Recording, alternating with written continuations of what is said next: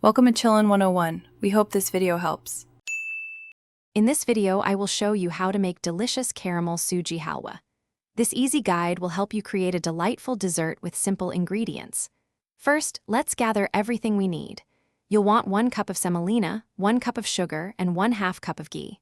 Also, have 2 1/2 cups of water ready, along with a pinch of cardamom powder and your favorite dry fruits for a lovely garnish. Let's get started. Now, let's create that beautiful caramel base. Take a heavy-bottomed pan and add 1 cup of sugar. Melt it over medium heat, stirring constantly to prevent burning. Watch as it transforms into a rich, golden brown liquid that's your perfect caramel. Next, very carefully pour in 2 1/2 cups of water. Be cautious, as it will bubble vigorously. Keep stirring until all the caramel has completely dissolved into the water, forming a smooth syrup. While our caramel water is ready, let's prepare the semolina. In a separate pan, heat 1/2 cup of ghee. Once warm, add 1 cup of semolina. Roast this on low heat, stirring continuously. You'll notice it becoming fragrant and changing to a beautiful light golden color, which usually takes about 8 to 10 minutes.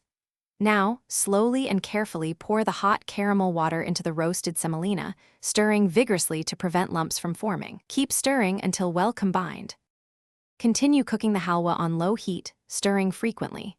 You'll see it thicken and start to pull away from the sides of the pan, indicating it's almost done. This usually takes about 5 to 7 minutes.